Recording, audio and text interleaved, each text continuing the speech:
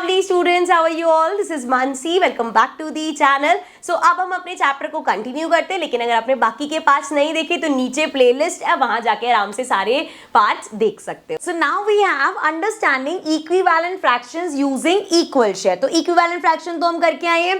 अब इसी टॉपिक को हम समझेंगे शेयरिंग वाइज. जैसे हमने देखा था ना, जब चैप्टर स्टार्ट किया था फ्रैक्शन कैसे शुरू किया था हमने कि एक रोटी है, उसको दो पार्ट करे, दो बच्चों में अगर बांटना है तो दोनों को हाफ हाफ मिलेगा. ऐसे एक रोटी के चार पार्ट करे, अब मान लो इसको चार बच्चों में बांटना है तो सबको 1/4 मिलेगा. सो हमने ये शेयरिंग बेसिस पे सीखना शुरू किया था फ्रैक्शंस. अब हम इक्विवेलेंट फ्रैक्शंस भी ऐसे ही समझेंगे. इस टॉपिक को थोड़ा ध्यान से समझना, ठीक है. चलो अब देखो, one roti was shared equally by 4 children. What fraction of the whole did each child get. अब देखो क्या बोला उन्होंने, एक चपाती है, इस चपाती को कितने बच्चे शेयर कर रहे हैं, 4 बच्चे शेयर कर रहे हैं, ठीक है.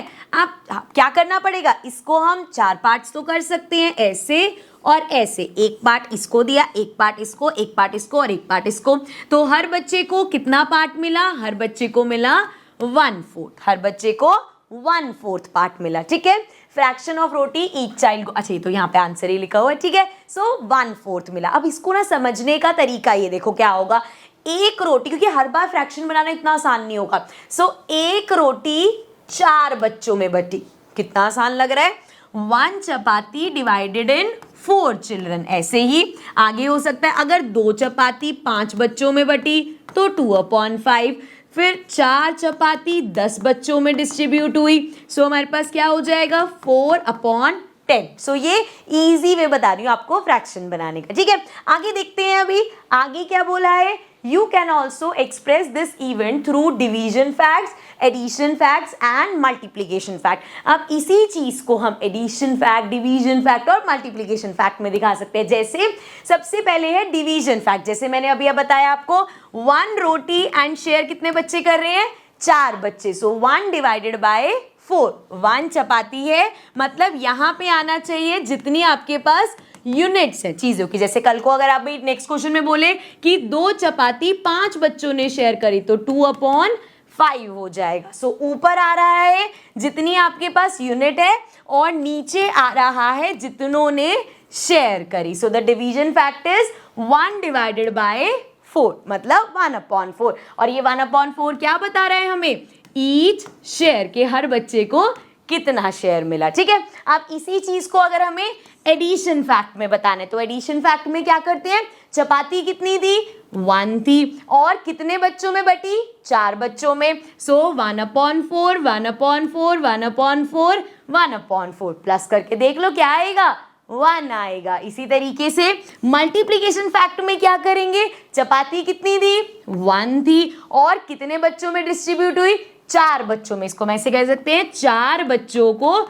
1/4. जैसे 1/4 + 1/4 + 1/4 बेसिकली क्या कर रहे हो, 1/4 को 4 टाइम्स प्लस कर रहे हो, तो ये हो गया 4 टाइम्स 1/4. सो ये हो जाएगा मल्टीप्लीकेशन फैक्ट. सो आपको ध्यान क्या रखना, डिवीजन फैक्ट तो बहुत सिंपल है, जितनी चीज है और जितने बच्चों में डिवाइड हुई, ठीक है. एडिशन फैक्ट और मल्टीप्लीकेशन फैक्ट में हमें देखना होता है यूनिट लाना. जैसे यहाँ पे 1 यूनिट थी, मतलब 1 चपाती थी. ऐसे ही कल को 2 चपाती होगी तो हम लिखेंगे 2 = 2, जो भी अभी क्वेश्चन करेंगे क्लियर हो जाएगा, ठीक है. चलो अब आगे बढ़ते हैं. ये फैक्ट तो समझ में आ गए होंगे. आप पेज 166 पे हमारे पास है फिगर इट आउट.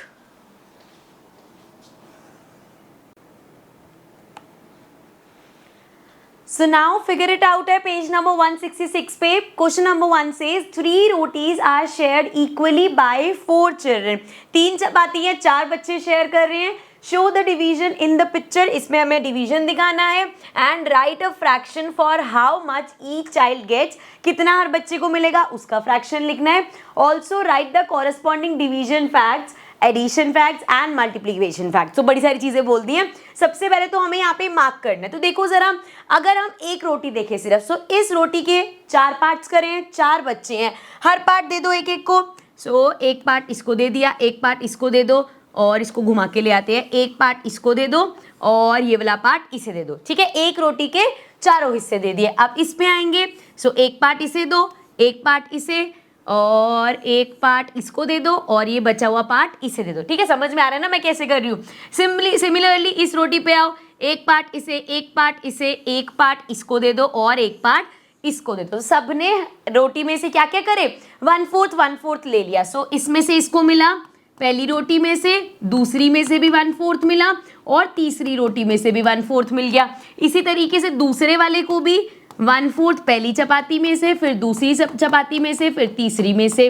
इसी तरीके से बाकी दोनों को भी ऐसे ही शेयर मिला। तो ये तो बस आपको समझाने के लिए था कि ये ऐसे शेयर होगा। ठीक है, क्लास का भी कर देते हैं। फोर्थ वाले को भी तीनों रोटी में से 1/4 मिला है। ठीक है, डिवीजन समझ में आ गया।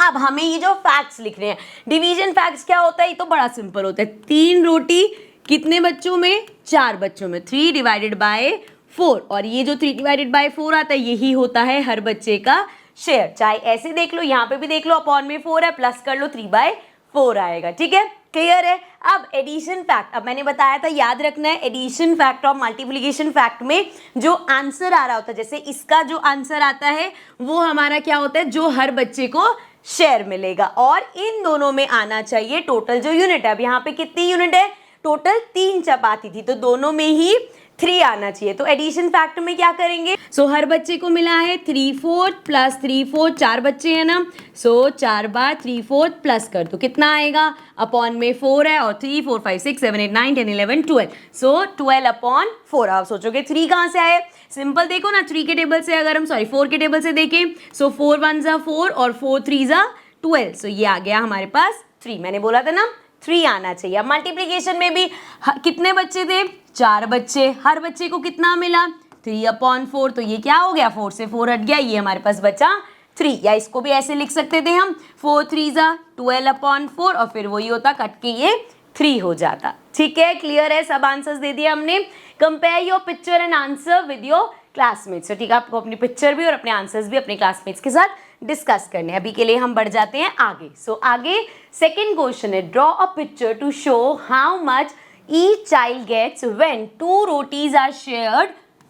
2 रोटी शेयर करी गई है इक्वली बाय 4 चिल्ड्रन। अब चपाती कितनी है, 1 और 2 चपाती हैं। ठीक है, और कितने बच्चों में शेयर करनी है, 4 बच्चों में। सो 1 2 3 4।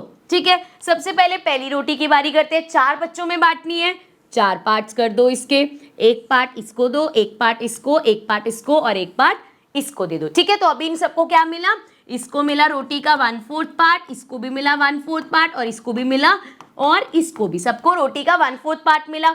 अब दूसरी रोटी पे आ जाओ, इसके भी 4 पीसेस कर दो, एक पार्ट इसको दे दो, एक पार्ट इसको, एक पार्ट इसे और एक पार्ट इसे दे दो। अब इनको क्या मिला, 1/4 दूसरी रोटी का, 1/4 दूसरी रोटी का, और दोनों को मतलब चारों को 1/4 1/4 2 चपाती में से मिल गया। तो एक तो शेयर निकालना, ऐसे निकाल सकते हो, ये आ गया 4, 1 + 1 2, 2/4 2/4 2/4। यहाँ पे मैं एक चीज़ और समझाती हूँ, देखो 2/4 का मतलब क्या है, दोनों ही 2 के टेबल में आते हैं, तो मैं इसको कट करके लिख सकती हूँ 1/2, इसको भी लिख सकती हूँ 1/2, इसको भी लिख सकती हूँ और इसको भी लिख सकते हो। तो बेसिकली देखा जाए तो सबको हाफ हाफ रोटी मिली है। ठीक है, पर हम यहाँ पे आ जाते हैं, हमें और क्या बताना है, यहाँ तक समझ में आ गया ना, अभी तुम्हें यहीं तक ही समझना है। ये जो मैंने डिवीजन बनाया है और जो पिक्चर बनाया है, ठीक है, वो सब आगे भी चैप्टर में आती रहेंगी चीजें। सो अब क्या बोला है, also write the corresponding division facts, addition facts and multiplication facts. तो सबसे पहले स्टार्ट करते हैं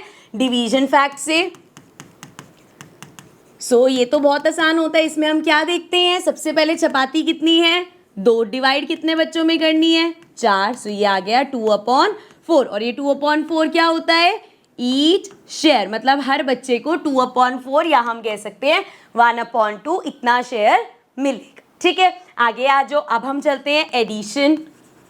एडिशन फैक्ट में हमें पता है टोटल रोटी कितनी थी बच्चे, 2 थी, तो हमें यहाँ पे याद रखना है कि आंसर 2 आना चाहिए। अब हर बच्चे को कितनी मिली है, 2/4, सो 2/4 2/4 4 बच्चे हैं ना, 2/4 प्लस 2/4 कितना हो गया, ये हो गया 4 और 2 3 4 5 6 7 8 8/4 आ गया। या अगर हम इसको कट करें तो ये आ जाएगा 2, क्योंकि 4 2 ज़ा 8 होता है। सो ये 2 आ गया, हमारा क्रॉस टेक भी हो गया। इसी के साथ मल्टीप्लीकेशन फैक्ट भी देख लेते हैं। सो मल्टीप्लीकेशन फैक्ट में क्या करेंगे, यहाँ पे भी आंसर में हमें क्या चाहिए, टोटल रोटी कितनी है 2, सो हमें आंसर में 2 चाहिए। सिंपल देखेंगे यहाँ पे हर बच्चे को कितना मिल रहा है 2/4, टोटल बच्चे कितने हैं 4, 4 से 4 गया, ये आ गया हमारे पास 2, यही तो हमें चाहिए था। ठीक है, चलो फिर आगे बढ़ते हैं, थर्ड क्वेश्चन देखते हैं। Anil was in a group where 2 cakes were divided equally among 5 children. कितने केक थे, 2 केक्स कितने बच्चों में बटे 5 चिल्ड्रन में। How much cake would Anil get, so कैसे पता चलेगा हमें, टोटल नंबर ऑफ केक 2 और कितने बच्चों में डिवाइड होना है 5, सो 2/5, मतलब अनिल का शेयर मतलब हर बच्चे का शेयर ही 2/5 है। ठीक है, इजी है ये। आगे देखो अब क्या बात हो रही है, now if there are 10 children, अब यहाँ पे 5 बच्चों की जगह अगर 10 बच्चे हो गए, कहा गया how many cakes will I need so that they get same amount of cake as Anil.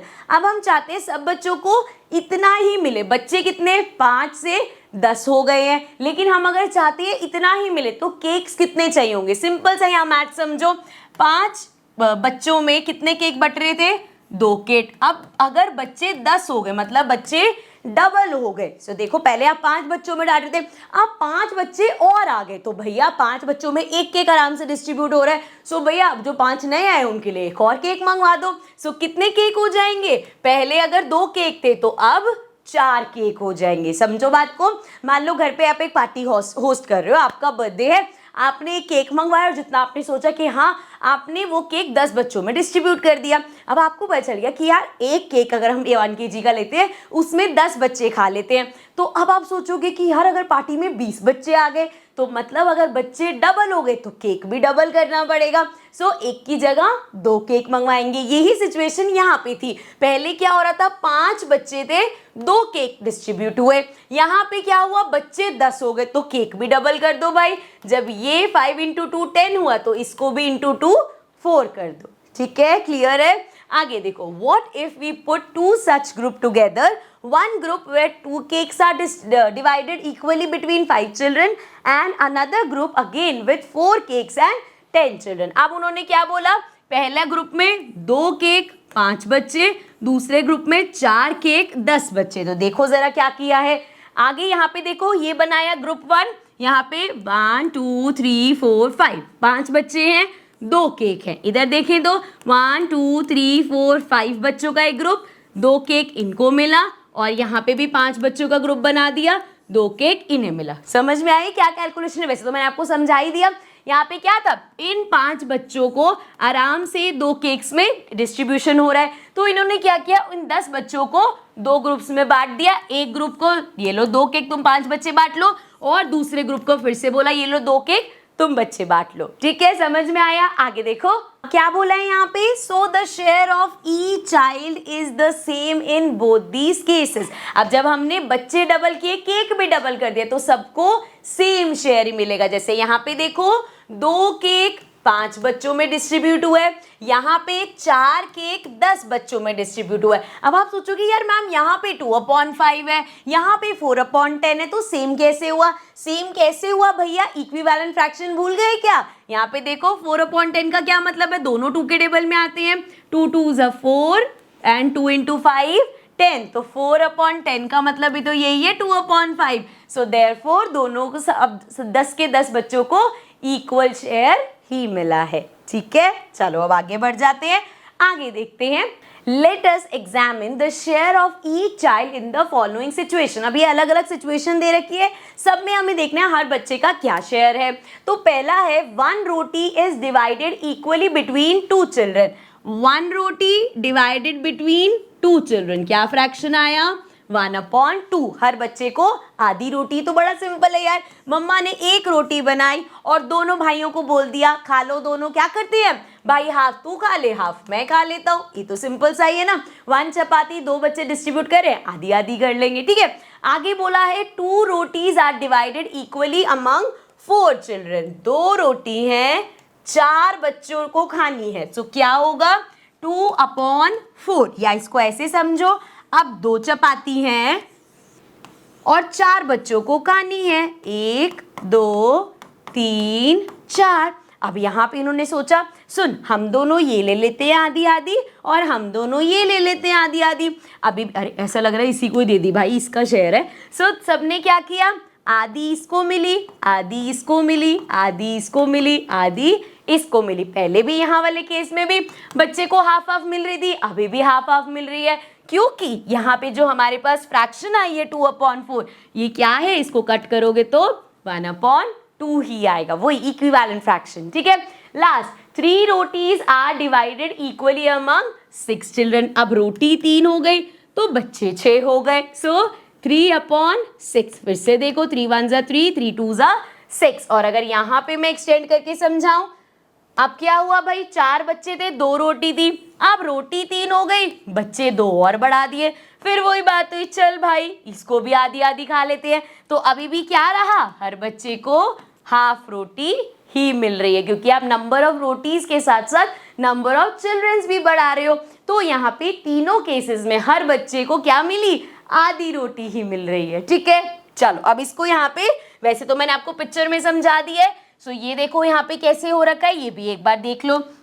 देखो यहाँ पे कैसे समझाया है, 1 roti is divided equally between 2। सो 1 रोटी 2 जनों में डिवाइड करनी है, हाफ हाफ। ठीक है, सिमिलरली 2 रोटीज इक्वली अमंग 4, 2 रोटी हाफ हाफ, एक इसने ले ली, एक इसने, आधी इसने ले, आधी इसने, आधी इसने, आधी इसने, तो वही बन रहा है 2/4 है क्या, 1/2 ही है। यहाँ पे देखें 3 रोटी थी, अब बच्चे कितने हो गए, 6, एक रोटी दोनों ने ले ली, दूसरी रोटी दोनों ने ले ली, तीसरी रोटी भी दोनों ने ले ली। सो शेयर क्या है, 3/6। ठीक है, और ये हमारी क्या होती है, fraction where the share are equal are called equivalent fraction. हमने देखा यहाँ पे फ्रैक्शन अलग अलग आ रही है, लेकिन शेयर सबको क्या मिला है, हाफ हाफ ही मिला है हर केस में। सो जहाँ पे हमारा शेयर इक्वल होता है उनको हम इक्विवेलेंट फ्रैक्शन बोलते हैं। सो यहाँ पे हमें पता चला 1/2, 2/4 और 3/6, ये सब क्या है,